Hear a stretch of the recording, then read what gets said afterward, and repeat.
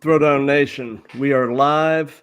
It is a Sunday afternoon, and it is episode 4 of the Wrestling Roundtable. We are live on Instagram, YouTube, Twitter/X, Facebook, and Twitch. And today it is me and just Jerry. How you doing That's today, brother? doing good. Just Jerry. I'm just kidding. Just That's Jerry. just Will and Grace, just Jack. That's yeah. Anyway, how are you doing? Absolutely. Man, I'm doing great. I'm doing great. It's been a good weekend. My son got back last night. He was down in Savannah, Georgia, down on the Georgia coast for a lacrosse trip with his lacrosse team for a few days, and they had a really good time. Won both of their games, and he's back, and everything's kind of back to normal in our household. So it's all good, man. Well, congratulations on your son. For his lacrosse. Absolutely. Oh, And as far as what's on the agenda today, for one thing, we'll do kind of a review of last night's NXT Vengeance Day PLE. mhm. Um, we've also got some stuff going on in the wrestling news. Including AEW's recent releases of Ricky Starks, Malachi Black, and Miro, and there's rumors going around that Tony Khan is negotiating the release of Ray Phoenix to potentially go and join Penta in WWE. So we'll get into all of that and more. So I guess we'll go ahead and just start with just a quick overview of the Vengeance Day PLE, and going in no particular order. One of the matches was this fatal four way with for the NXT Women's Championship. We had Julia, who was the champion. We had Cora Jade, we had Bailey, and I'm drawing a blank Rock on the Perez. Roxanne Perez. Roxanne Perez. Yeah. How can you forget her, Matt? Well, I'm My, old. that, I'm gonna put her over for a little bit, if you don't mind me. Oh, please do. Roxanne, in my opinion, she's main roster bound, being trained Yeah, under for Booker sure. T. She has absolutely held the NXT Women's Division with an iron fist, unlike anything that any of the four horsewomen have done. So, in my opinion, Roxanne Perez is the breakout star of this Fatal Four Way match. No offense to the other three, but I think Roxanne, she's ready. She's without Yeah, a yeah. And it was nice to see Bailey in there just for nostalgia purposes, if nothing else. I um, my thing with Bailey, I think with Bailey right now, she's in a good role. I mean, Bailey's great. She's awesome. I think the role that she's in right now is she's a veteran. She's essentially a role model, if you will, a moniker of her own name and her own brand. She's somebody that I think you can put in the ring with anyone, win or lose, and she's somebody that won't get affected whatsoever by anybody in that match, in my opinion. So right. I mean, you know, she is at the point in her career to where, to a great extent, she's kind of seen it all and done it all, and now she's at the point where, like you said, she can take some losses, and it's really not going to really impact her position. So she's in a place where she can put other younger talent over and not have it harm her in the least, which is it's a good spot to be in. oh, absolutely. In my opinion, I think it's one of the best spots to be in as a worker, as somebody who has, like you said, seen it all. I mean, former women's champ, champion, former world women's champion, former women's tag team champion, former NXT women's champion, the first title she ever held. Yep. I don't know, has she won the NXT women's tag titles or no? Has she? Is that the one title she needs under her belt? Yeah, I don't think that title was around when she was in NXT. I Got could it. be wrong, but I would say it wasn't. I don't think it was around, and I think for her, she was. If she could, if around that time in the NXT UK Women's Title, I think she would be up there theoretically as one of the ultimate Grand Slam champions. So I mean, oh, for sure, for sure.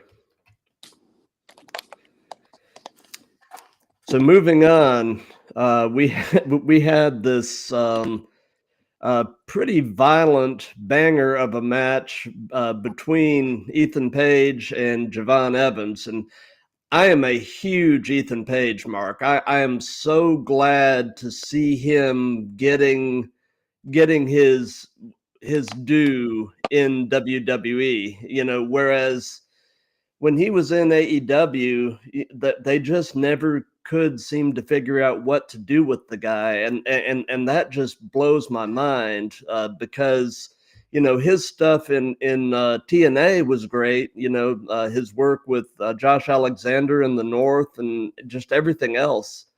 I feel like AEW really dropped the ball with Ethan Page, and I'm glad to see him back to doing what he does. I agree. I think Ethan Page is having the time of his life right now. I think, and it's funny. I've actually interacted with both of these two in respective different ways. You know, I'll get to that in a little bit, but this match to me, classic, old school meets new school wrestling match. I mean, Mm-hmm. I'm gonna say it like this: Ethan Page is having the time of his life. He is being utilized to his advantage, and he's being done right and being booked correctly, unlike what AEW could ever do with him. Like AEW, I feel like he got signed. He got to be a Men of the Year, which was with Scorpio Sky, which was awesome, which was good for a little bit. But after that, he never really went anywhere. I mean, yes, he got the feud with Sting and Darby Allin, but not many people really remember that, and maybe that's the only thing that they remember. Not knocking anything else in his career, of course. I mean, he went to Ring of Honor when he wasn't being used. Was going to challenge for the world title, then was going to challenge for the TV title. None of it materialized, and Nope. having a barn burner of a match with Anthony Nese that was a sleeper of an I Quit match. Nobody really talked about that. So I Right. think Ethan Page is being done justice. And Javon Evans, that boy is, as Oh, kids say, he yeah. is bouncy. I've Yeah. seen him take moves. I've seen him give moves. I've actually met him personally. He's a great kid, a great individual, great talent. I believe he has so much potential. I cannot wait to see when he wins his first title in WWE. I cannot wait to see what else he has to offer. But man, like you talk about, I saw him do the handspring kick, the handspring enziguri that he just put like a lot of oomph on. Didn't look like, he connected with it. I'm just saying, like he throws his body when he does it. Like he does something different that a lot of other flippy guys don't do, and that's put his body on the line. And I think, and if you can tell, there is a difference in cruiserweight. This is bouncy weight. I call it that. So Yeah. he's Yeah. incredible. He So really is, and like you, I think with more seasoning and just more experience within the WWE system. I think that really the sky is the limit for him. There is another guy here in Georgia and the Carolinas on the Indies who style wise he reminds me a great deal of Javon Evans, and I'm just going to go ahead and put this guy over, a guy named Dre the Goat. He wrestles a lot in PWE out in Augusta, Georgia, and he's doing some work up in the Carolinas with Palmetto Championship Wrestling, which is Ethan Case's uh, area that he's he does a lot of work in. But yeah, man, and the speed and the athleticism of Javon Evans really is something rare, something unusual. And like you, I think with more seasoning, the sky's going to be the limit for him down the road. I agree. I know he can tear it up with anybody in the program in a program on NXT right now, and it's only a matter of time before we see him break out and chase for that NXT gold, in my opinion. So I'm personally excited about that. Maybe in an alternate universe, Just Jerry could have wrestled Javon Evans. Maybe one day. Who knows Who though? knows? Who Maybe knows? maybe I'll just sit on this couch for the rest of my life, and I'll just have to watch him and say that kid is bouncy.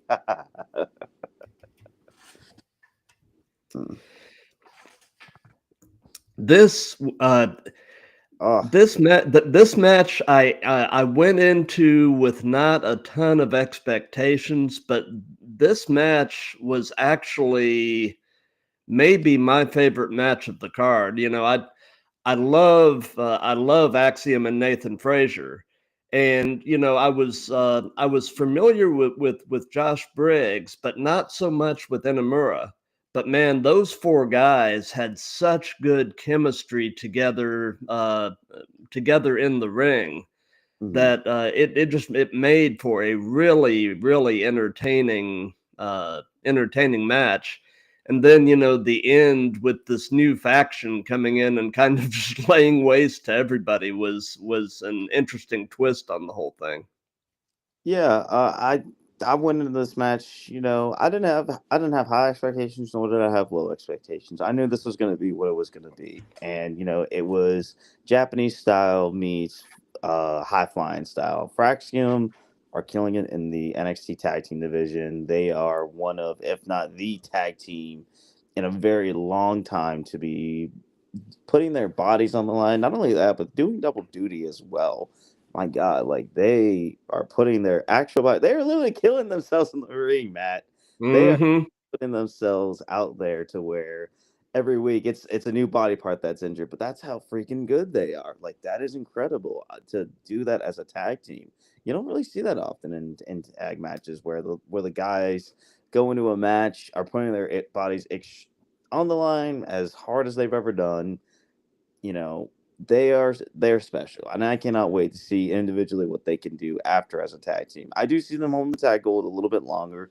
We've seen tension be teased on NXT for a little bit between the two. However, there is going to come a point where those two go off on their own. Who's going to be the better of the two? Who's going to be the one that has the career? I mean, I wish them both with this guys. And Josh Briggs and Inamura. I do know Josh Briggs. They go on a Japan excursion, and Mm-hmm. was one of those people that he did interact with on that tour.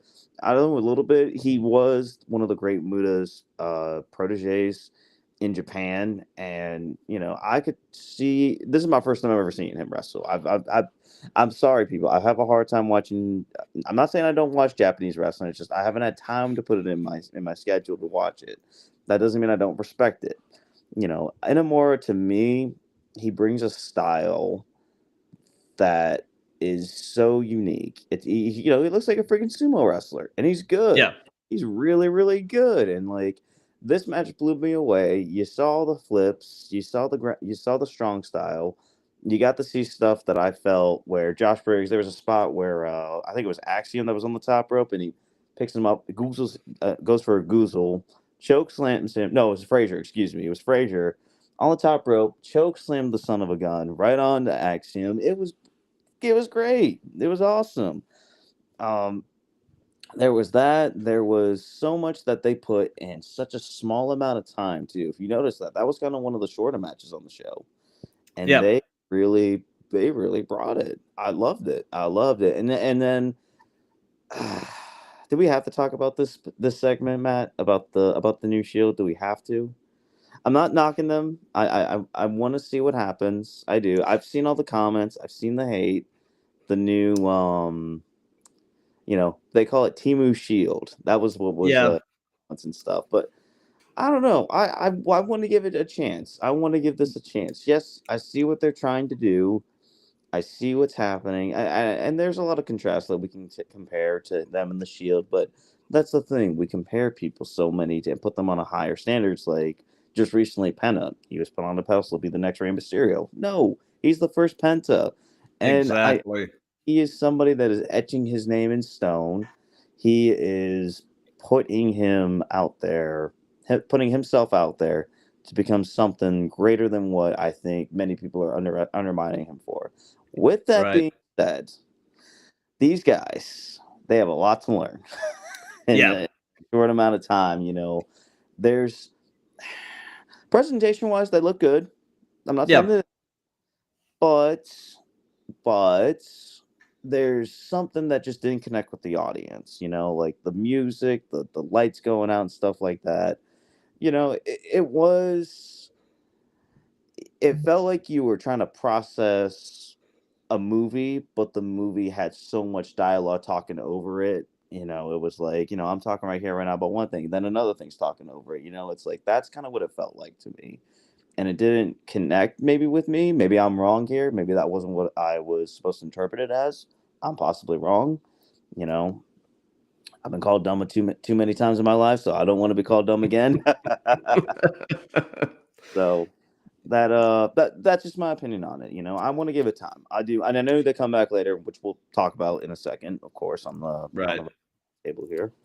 You know, my take on it is like you. I want to give it time, kind of let it cook.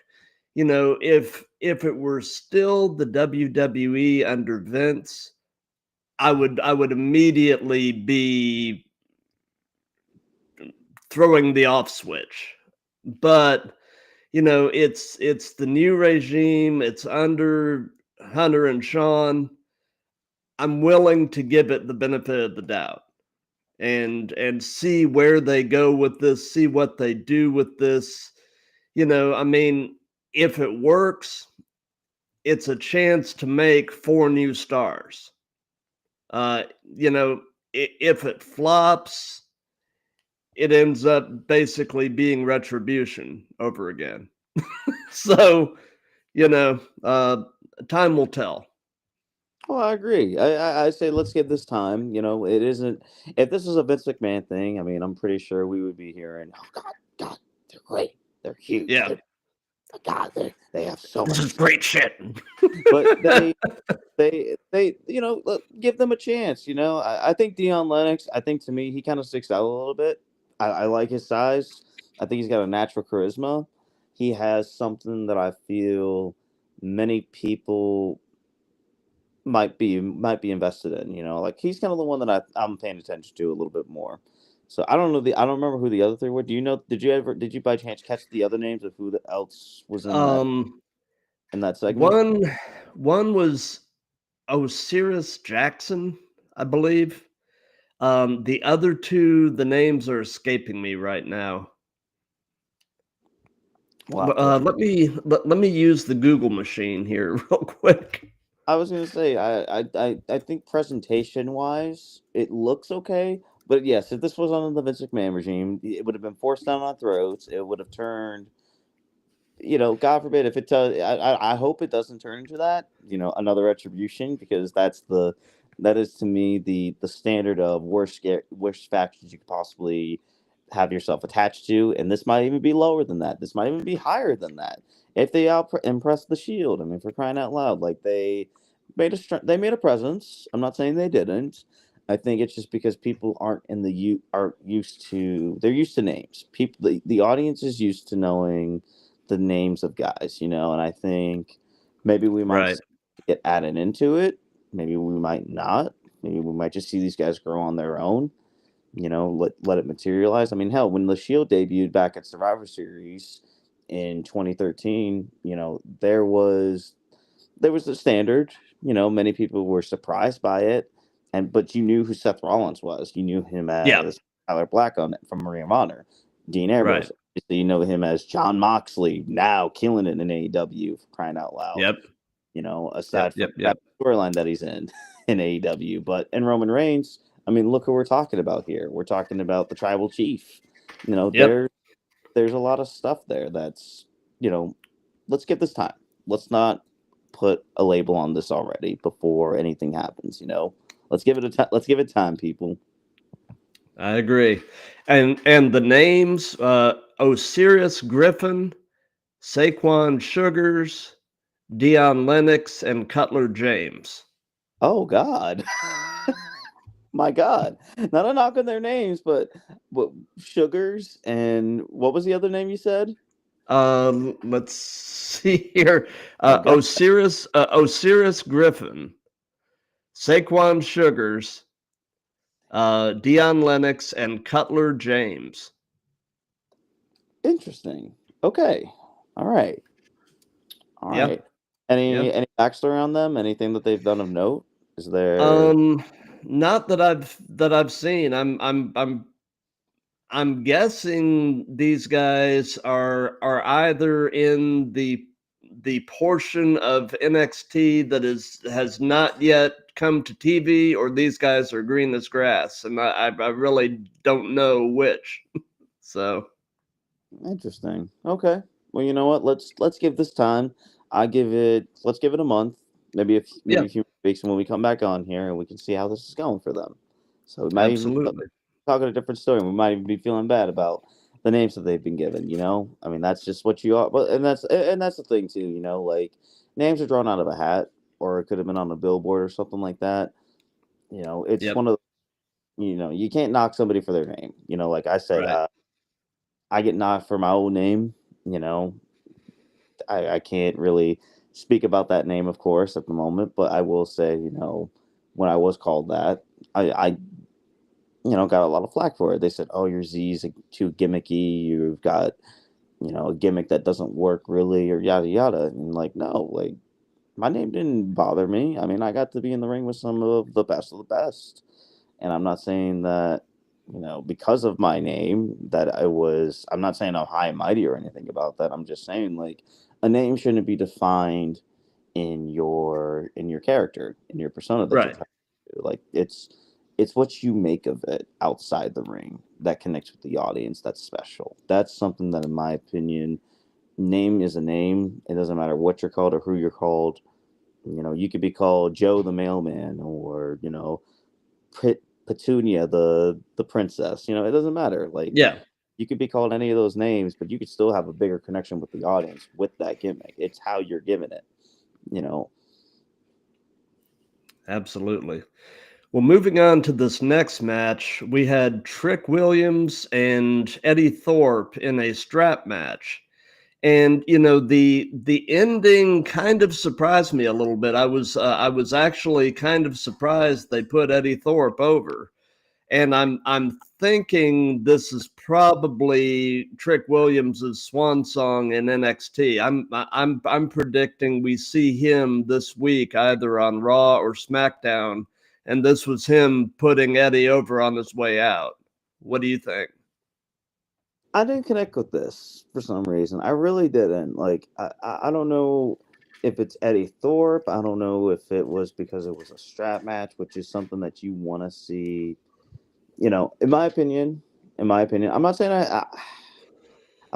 I knock Eddie Thorpe. I think Eddie Thorpe, the former Carl Fredericks, who was a New Japan Strong Star. I think he has potential to be a star, and what a way to beat Trick Williams, of course. But if this is really Trick Williams' swan song, I hate saying it, I really do, but this is my opinion.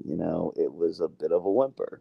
I think Trick. Yeah, I feel like this. I hope if it is okay, good for him. He got to put over a new guy. He got to be in a match that was maybe something he wasn't used to, and what a hell of a performance he gave. There were some spots where Trick was got himself Eddie wrapped around Trick with the strap and just started whipping him with it.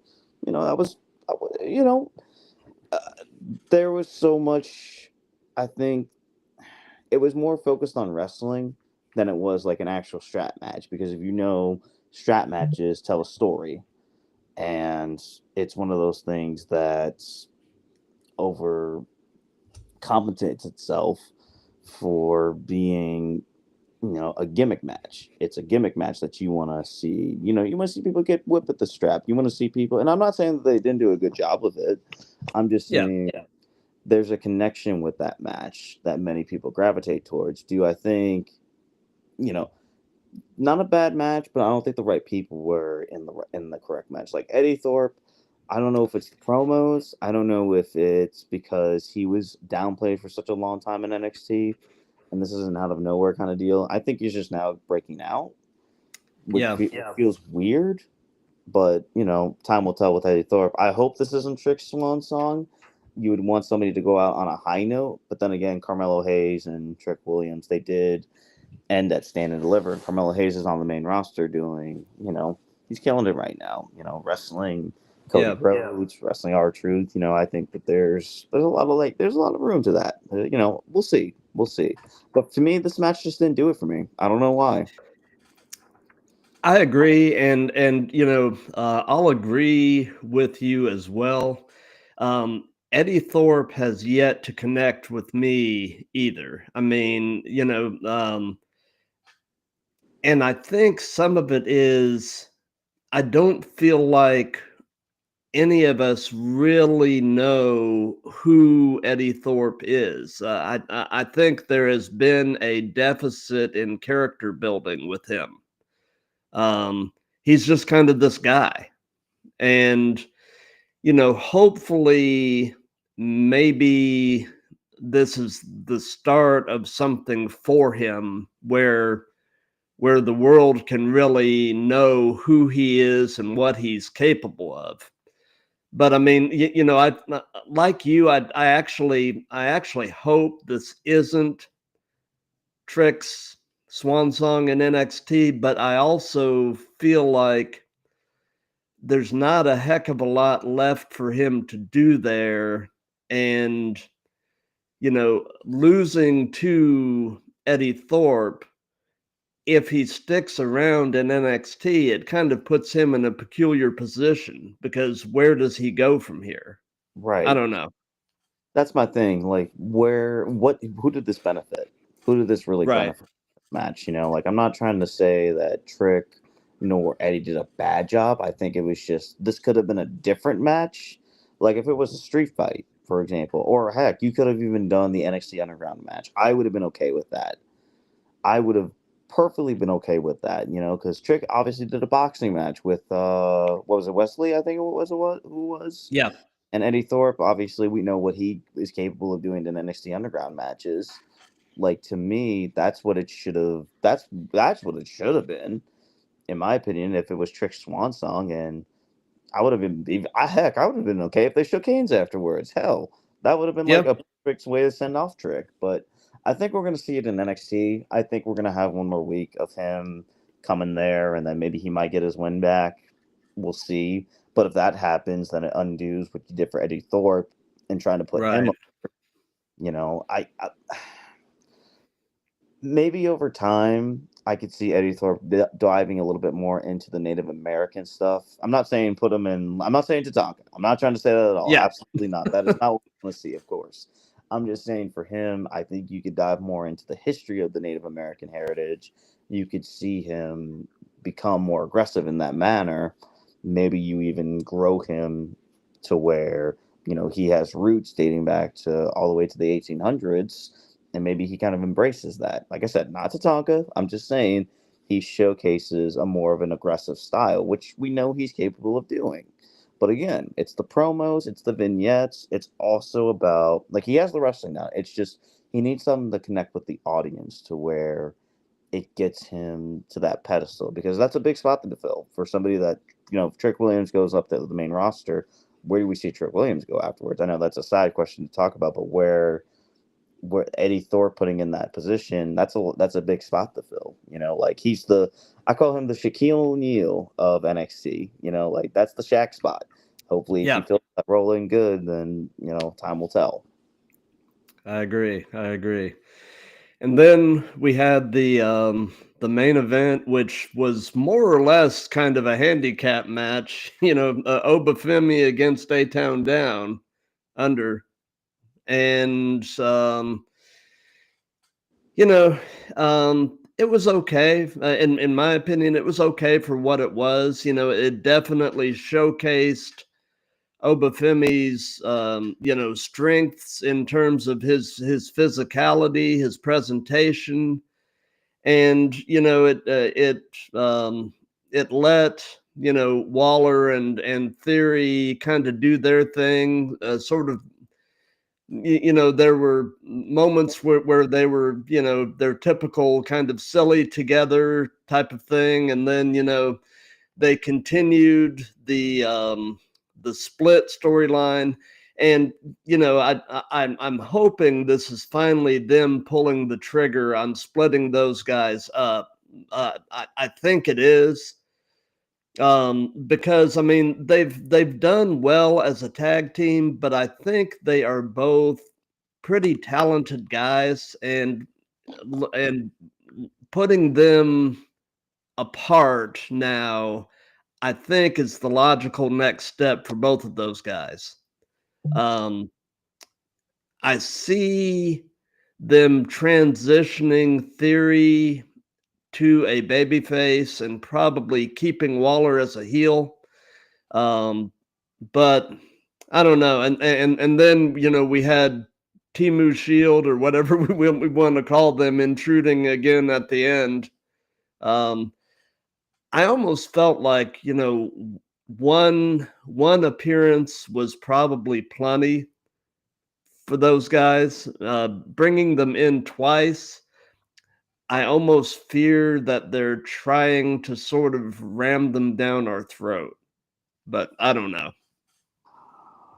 Yeah, this match was what it was. I mean, there's a lot we're going to talk about in this match. Well, first off, Obafemi, my God, what a massive, big superstar to be put in such a glorified handicap match. Essentially, that's what this is. Yeah. With Down Under, and to me, I'm not gonna lie. Hear me out here. I don't know if you remember this match, but back in 2019, Supercard of Honor was around in New Orleans, and that was the night that Kenny Omega wrestled Cody Rhodes. But if you remember, there was a triple threat match between Silas Young, Kenny King. Uh, oh God. I'm trying to remember who else it was in the match. It reminded me of that match in a way. It reminded me of like there were spots, there was tables, there was double team moves. There was so much that happened in this glorified anime match. It kind of reminded me of that, and it was freaking good. You know, we are seeing the long term split of A Town Down Under, which I just want to say this for a second. What in the new Triple H regime, if you notice, there's a lot of tag teams that get stretched in and out. Like with, are they going to break up? Are they not going to break up? Like we've seen it with Fraxium, we saw it with Imperium, we've seen it with so many other tag teams. It's like, my God, I hope they finally pull the trigger on this one because this has been going on for a long time. Austin Theory and Grayson Waller are two great guys that are talented. Put them together and they are literally just banter, literally lots of banter, but that's not taking away their work ethic, of course. The one thing that I think kind of interestingly got to me was, when Austin Theory hit A Town Down Under on Obafemi, and referee, like, because they said in the promos segment, like, it doesn't matter who gets the title, it becomes a matter of A Town Down Under getting the NXT title. But Grayson Waller pulling the referee, I'm not gonna lie, Yeah. there was a that I thought Theory was gonna win it, and I would have been like, okay, you know what, I want to see Austin Theory become an NXT champion again, but nope. Grayson, Yeah. they're stretching that story thin, and it's like, where do these guys go after when they split, though? In my opinion, I want to see Austin Theory back in the main event. I know people are going to knock for when he was with Vince McMahon, one of the last people that Vince got to work with, of course, but that was entertaining. Oh Theory, yeah. I think, I think it was such a weird spot for him to have been in because, yes, you have him as Vince's guy, but at the same time, he had so much built with with such material he was given, he made it work. With Theory now, it was like, okay, we're gonna give him the Money in the Bank briefcase. He's gonna cash in on the U.S. champion. We're gonna, you know, we're gonna give him. We're gonna make him wrestle John Cena at WrestleMania. Awesome. If you notice what Theory's been able to do is for 2 WrestleManias, not only has he been able to win and lose at WrestleMania respectively, he's also had to go back to NXT after that, which to me, I've noticed, and I hope that isn't the case. I mean, I wouldn't mind him going back to NXT, but I just talk about a complete turnaround for him. And Grayson Waller, I mean, you see what he brings to the table. You see what he's capable of doing with the Grayson Waller effect. He it's a matter of time before he wins a singles title himself. Because Yeah. he's the only one that I think needs it more than anything. I hope that they don't just saddle him with the case of, he's wrestler, talks crap, gets beat up, yada yada. I don't want to see that for him.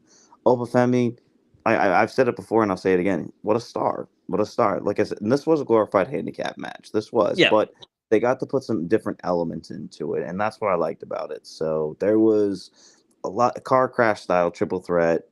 My God, it was awesome. It was awesome for a glorified handicap match. I mean, again, it was what it was. And then we had to go Yeah. to the Yeah. Wait, I want to put this out there. They need to work on that finish. Like I know they want to try the Shield triple power bomb or whatever, and they want to modify it with the lifting one, where you have two guys pick him up and they want to drop him on his, basically give him an assisted power bomb. It looks great in theory, but safety wise, there's a lot that could go wrong with that. Like you could Oh yeah. see the your timing, your measurements and everything, especially with two guys a size like Obafemi too. I mean, my God, I didn't know he could get up like that. That's incredible. Yeah. I don't think that we've ever really seen Obafemi off of his feet. I don't think we really. I mean, Mm-mm. I think we did a little bit of, but in something like this, I didn't want to see him get sandbagged or anything like that. That was one of my concerns when I saw that. It's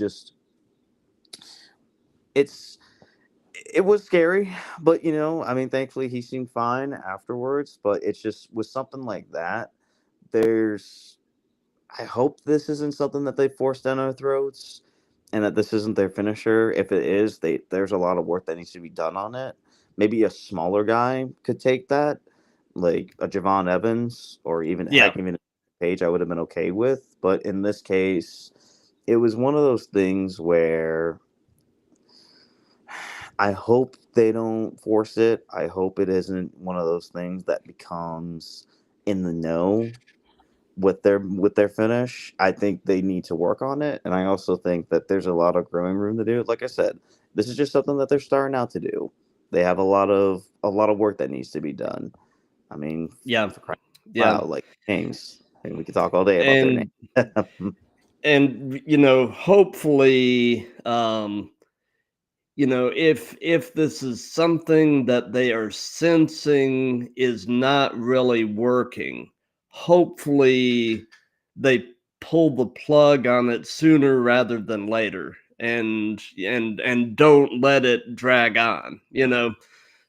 Like, just using a comparison here. This is kind of funny. Years ago when I was a kid, my mom loved to watch soap operas. And there was a character on one of the soap operas that she watched, that the actor had to leave the show for some reason. So they literally had the character walk upstairs and just never come back down. Well, Oh, well, years later, the actor rejoined the cast, and all they did was just have him walk downstairs, and he's back. I mean, it was the weirdest thing. I think I know what you're talking about. My God, what a So, I mean, if it's not working, have them walk upstairs. Work on it for a while behind the scenes, maybe, and then have him come back God. downstairs. Well, I don't. I hope we don't have to wait 40 years for this gimmick to get over, because God forbid how old they're going to be in their 60s. Exactly. They're going to be doing the same thing in the ring, and who knows what's going to happen. Yeah. My God. Whew. So moving on to some other news, this week AEW kind of unexpectedly granted the releases of Ricky Starks, Malachi Black, and Miro And apparently, Tony Khan did not include any sort of non-compete because, I mean, within 24 hours after being released, Ricky Starks is in NXT. And so now, the question is, I mean, I'm pretty certain WWE will pick up Malachi Black and turn him back into Aleister Black. But the question is, do they want Miro? And if they do, do they bring back the whole Rusev thing, or what do you think? What are they going to do with these guys? Again, a lot to break down here in this. What you put here, Ricky Starks, or the man, as we're going to call him right now, because they haven't addressed him as Ricky. If you noticed, Right. Looks like we just lost you.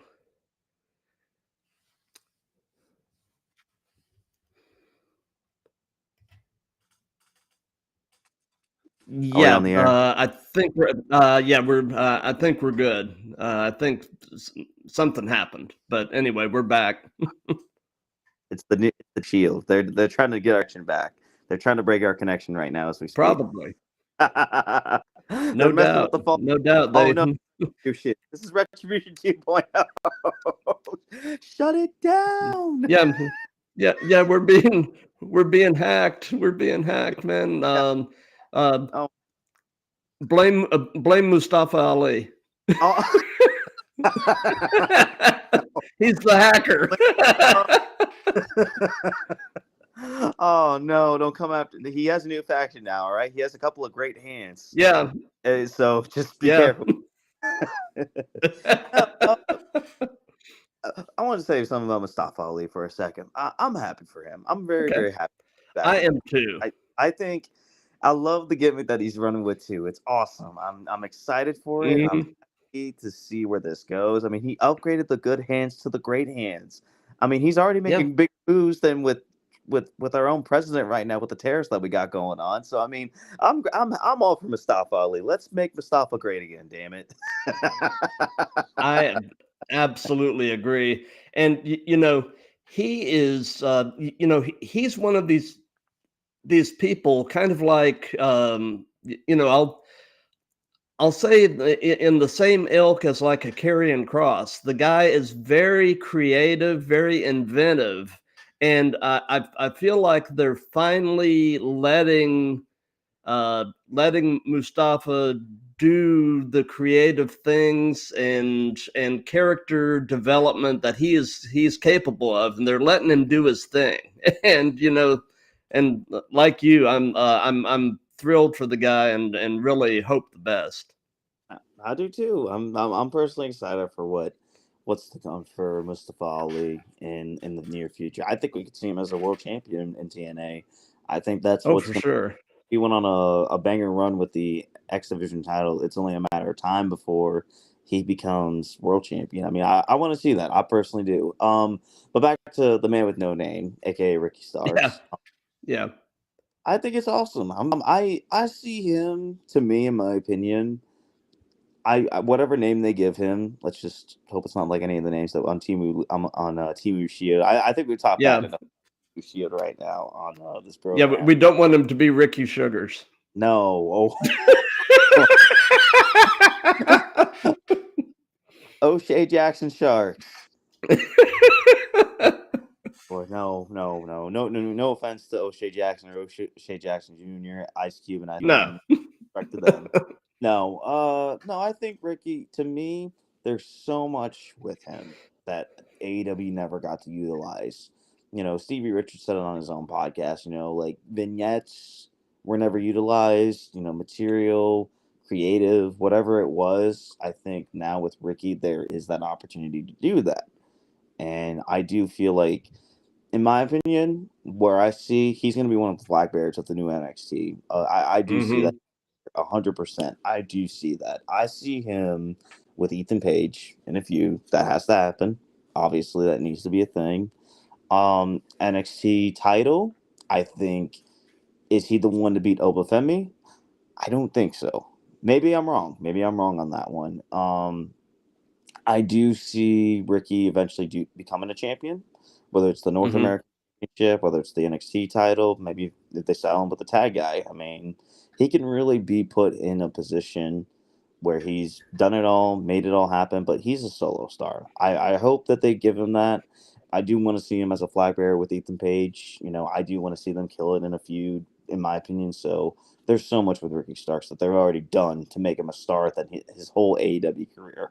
Like Oh yeah, they've made him into a star already. He's something. No music too. Think about that for a second. He came down that ramp literally the day after he got released, came into the crowd, and cut the promo. It's Scott Hall esque. My God, yeah, like he's already a star. He already is. yeah, So I'm excited for him.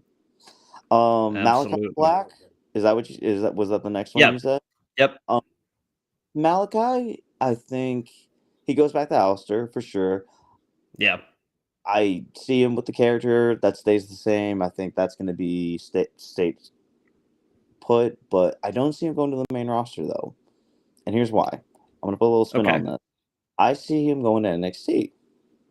okay. If you remember back in early 2020, I think is what it was, or late 2021, maybe I'm wrong. I don't know about the timelines, but Finn Balor, remember when he went back down to NXT after a long run on the Hmm. main roster, after he had been, I don't know what happened to him back in that day, but they had just done so much to him that it was like, let's send him back to NXT. And look at the run he went on. He got on an NXT vet run. You don't ever really see that. You don't really see Mm-mm. guys with the main. I mean, it's not more normalized nowadays with like all these people popping up and stuff to NXT to have like mini feuds with up and coming talent. It's great. Finn Balor, I think, did it in a role where he was able to go on a resurgence and basically dominate with Adam Cole in the Undisputed Era. I think we see that with Aleister Black when he goes back to WWE. I see that happening for him. I see it. Maybe he's the guy that beats Oba Fett. I'm long term booking. He comes back, utilize that Yeah, character, keep him the same. Because he's got to be booked with Aleister. You got to book him a certain way. He right. can't. It's just that character, that persona, the spooky characters that we see nowadays. You know, they're preserved. They're. It's hard to replicate something like that of an Undertaker or a Kane, Yeah, but I'm not saying it can't be done. From the Wyatt right. Six when they debuted, I mean, my God, they took up the whole friggin' roster. They left everybody. They Yep, left Chad Gable a bloody mess. I mean, this is what we could possibly see. I think for weeks on end, we see attacks coming. We see it happening. We assume that it's Sean Spears, and he confronts yeah, Oba in the ring, but it's not Sean, and he can assure you of that. That's not his way. Yada yada. Lights go down. Maybe lights turn to black. yeah, Maybe you see something on the wall that says back to back, back to black, and yeah, boom, kicks Sean Spears, and then kicks everybody else that's in sight. Has a stare down with Obafemi. Maybe he does kick Obafemi at the end or whatever, and then yeah. I let him mean, do I that little. could. It does. That's where I swear it needs to go. And you touched base on it earlier, Miro, right? Yeah, yeah. Before we move on to Miro, though, I want to say that when Alistair went to AEW, I was so excited. I was really excited to see what they were going to do with him in that environment, and then like they seem to have really gotten good at these last few years, they did nothing. I mean, uh, Alistair Black has all the potential in the world, and they basically just stuck him in a faction and did nothing with him. I mean, I felt like Brody King and Buddy Matthews got more attention than Alistair or Malachi. And, you know, Eh, don't really know what the reasons were, but that's just kind of how it was. I hate to agree with you on that, but yeah, you're right. He was saddled in faction because I like the idea of the House of Black. Don't get me wrong. Oh, but Great idea. they put him in a faction. They gave him vignettes. They basically carried on a character from WWE to AEW without it being a legal issue. As Yeah. you know, that's the main thing he got to do. He got to be himself still. But I heard rumors and innuendo, and I'm not going to believe the rumors and innuendo but this one might be a little bit true. Creative was always an issue. I think, Mm-hmm. obviously, I'm not saying if you're on the industry and you have something that you believe in, you shouldn't fight for it. Absolutely, I think you should fight for it. I think in this case, though, Tony Khan had a plan for him, maybe, and possibly he had him. He had an argument about it, and I'm not trying to mince words. I'm not trying to say that that's exactly what happened. All I'm saying is that was what it looked like. It was saddled with. It was saddled with. It was going to be an issue after Cody Rhodes. It seemed like it was always going to be a problem to figure out where do you go from here. I I hope I wish it could have been something and materialized into something special, but it felt like he was there, collected a paycheck, did absolutely nothing. We forgot about him for a few months, and then that Yeah. was it. Like Yeah. I hope this time around he gets to reinvent himself. I hope this time around it's all normal, like nothing ever happened. I really want that to be the case for Alistair or Malachi or whatever he's going to be called now. It's Hopefully he's not Alistair Sugars.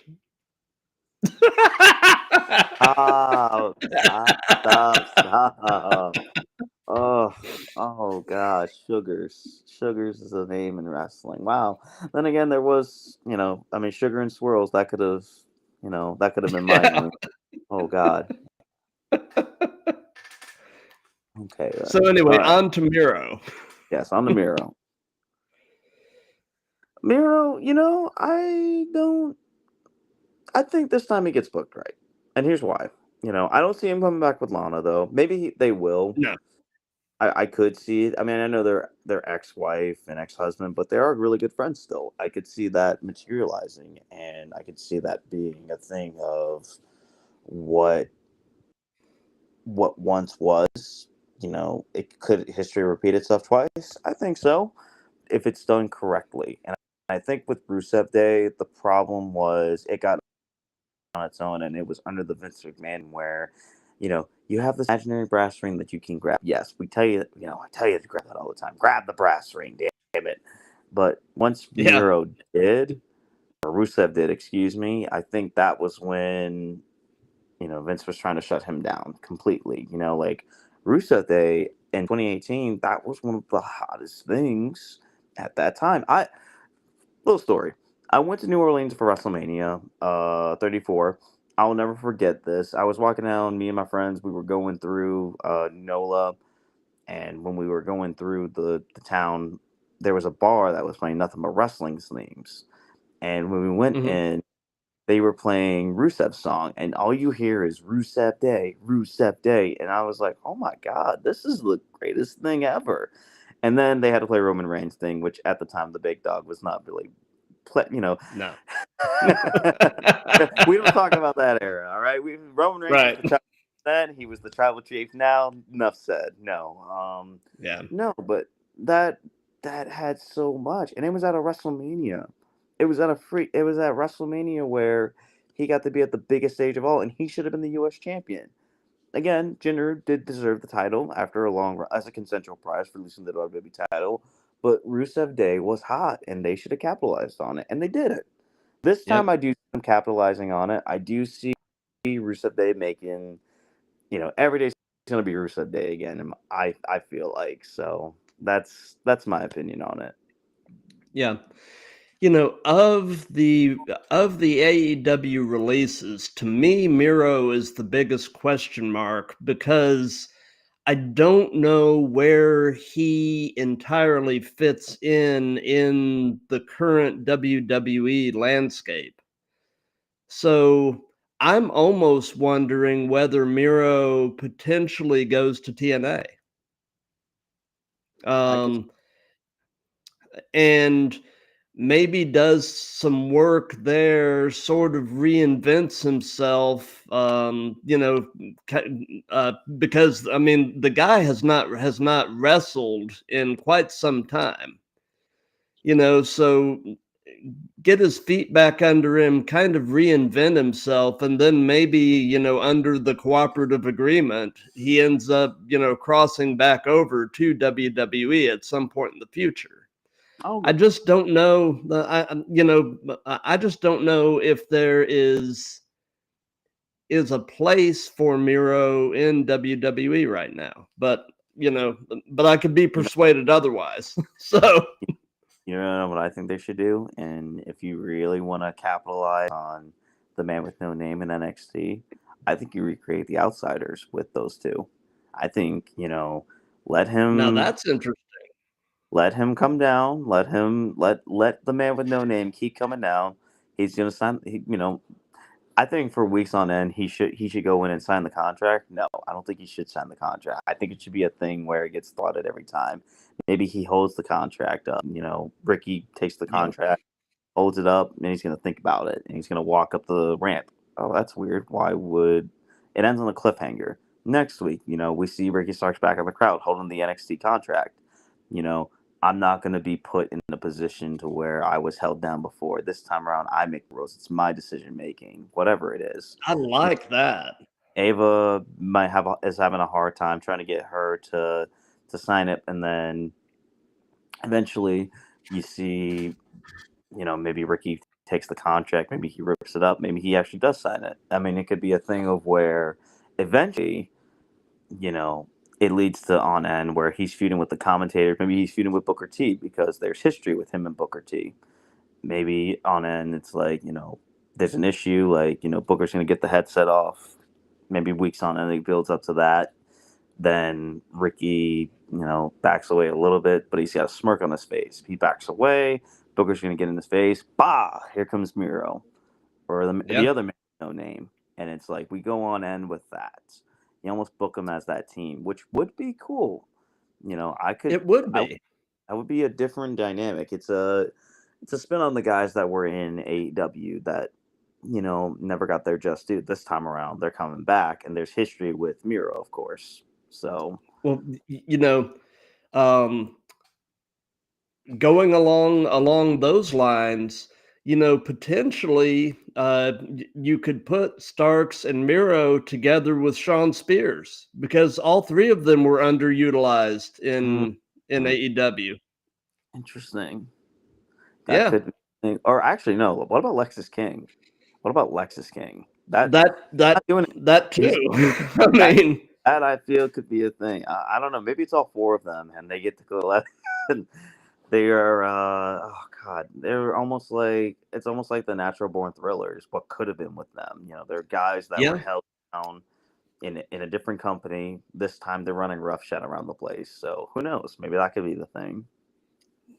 Or a spin on right around the time WCW was shutting down, you had the Radicals, Benoit and Malenko and them coming over, and Right. it was an invasion angle that unfortunately kind of went nowhere. But I mean, it done under this current creative, I think they could potentially do something pretty cool. I feel like that could be the thing too. I think that could be an interesting twist on what could be. Maybe they're the ratios because we had the ratio and the Yeah, 80/49 ratio demographic. Maybe this is what their name is. I mean, we're just fantasy booking here, guys. We just want to hear what you got yeah, to think. Comments. So absolutely. Yeah. And I had another topic on the docket, but I think we'll save this for a future episode. But I'll go ahead and mention the topic just to kind of whet everybody's appetite, and that is, the whole current Wyatt Six story arc. I mm, feel like that started off with so much promise. They went in, basically murdered Chad Gable, and did all of this stuff. And it started off with such hoopla and such promise, but it has basically fizzled. And the only reminders that the Wyatt Six really even exist are these periodic screen glitches. So at this point, can the Wyatt Six story arc be revived and saved? And what would you do to save it? I mean, it's like I said, ton of potential. I don't know what happened, but the whole thing seems to have kind of gotten shuffled off, at the very least, to the back burner, possibly off the stovetop completely. I agree. Yeah. I mean, I think the problem that the Wyatt Six face, again, we have an issue in wrestling where spooky characters need to be preserved. Like Undertaker and Kane. Look at what they did throughout their careers respectively. And, the mystique, the aura as the kids are calling it nowadays. Like they brought something to wrestling, to the WWE, that gravitated towards people, getting them literally scared out of their mind. Like as a kid, I was scared of Kane. I was very, very scared of Kane, especially when he had the mask off. Yeah. I Undertaker. was scared of Kevin Sullivan as a kid when he was doing the whole satanic gimmick down in Florida. He Mhm. scared me to death. I was 11 years old, and Kevin God, Sullivan was a scary guy when you're 11. yeah. No, oh God, I met Kevin Sullivan. What a great guy. I mean, God rest Oh his yeah, soul. rest in peace, man. He was a good dude. He was a super sweet man. But no, I think with the Wyatt Six, it's salvageable. Maybe you put Alexa Bliss in that group and build to Yeah, it. Maybe what ends up happening. Maybe we even see Malachi Black take the group over, like as a spiritual successor to Bray Wyatt. yeah, I'm not saying Bo Dallas is doing a bad job. I'm not saying that at all. I'm no, just saying maybe there's a long-term storyline where Malachi takes the reins, changes everything about the Wyatt Six, and maybe there's an internal tour with Uncle Howdy and Aleister Black. It would be yeah, interesting. It certainly would be. So we'll have to wait and see on this one. I hope that the Wyatt Six isn't dead, but yeah. time will. That's all I gotta say. Or maybe we turn Uncle Howdy into Uncle Sugars. Oh, you know what? I'm about to give you a couple of sugars in your coffee, sir. Sir, stop with the sugars. Come on, I'm about to give you 2 sugar cubes upside the head if you don't stop. If you stop mentioning sugars, God, man, come That'll on, work. That'll work, man. sugar.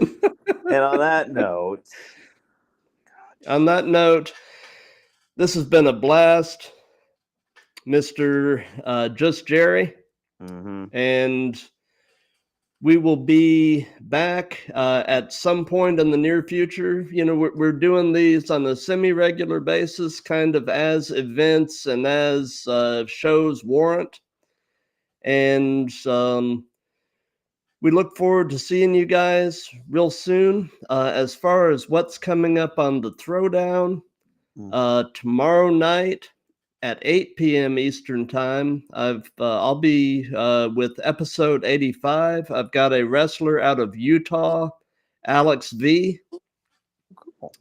And then on Tuesday, the 18th at 7 p.m. Eastern Time, I've got episode 86 with a guy based out of Iowa, Drake Holloway, who he actually just finished training at Black and Brave. You were mentioning Seth Rollins, Tyler Black. That's the school that he co-owns. And I was actually on Thursday. Interestingly enough, I was scheduled to have Drake Holloway's significant other, Tori Fox, who also just finished at Black and Brave. But I actually heard from her a little while ago, and she got booked for a show. So we're working now on rescheduling Tori Fox for some time in the near future, and definitely looking forward to getting her on. And we're finally starting to get some female guests, and I'm excited about that because it hasn't been for lack of trying. It's just been for some reason hard to get female talent to come on the show. but I'm definitely excited to have it be the start of something good. Well, I'm excited for you, Matt, and I look forward to tuning into all your episodes. Please make sure to check out the Throwdown and check out the Wrestling Roundtable whenever we periodically come. If you don't mind, I do want to make a little slight hint. Maybe I don't want to call this an announcement yet, but I am working on something, and Matt is actually going to be along with me for the ride on this. We're Yep. working on some stuff. Hopefully, I don't have to keep wrestling with myself on this one, but I guess we'll just have to wait and see and I see see what what you it. did. Uh huh. Uh-huh. Yeah. But no, give it in time. I want to do something for people that I think hasn't been done before, especially in wrestling podcasting. And I think many people are going to want to tune into this. It's going to be something that you'll be wrestling with yourself for sure. You will be, and I think Yep. it's going to be it'll be interesting. So time will tell on that. I'm just going to leave it there. Anyway, Matt, I know you have a busy day ahead of you. And I want to say I have enjoyed talking with you on this. This was fun. This was an utter blast. Absolutely. Just, the chance to nerd out about this stuff with like-minded people is just an honor. I mean, it truly is. It is a lot of fun, There. and I look forward to, wrestling with ourselves, physically, mentally, emotionally, spiritually, all aspects. Oh, absolutely. Oh, yeah. Good Matt, stuff's coming, man. see you. It's always great getting to talk with you. I enjoy these, and you know, it'll only be a matter of time before we wrestle with ourselves on this. So we'll wait and see. Absolutely. So Absolutely. And everybody, love each other, be good to each other, and we will see you tomorrow night at 8 p.m. Eastern Time with me and Alex V. Have a good one.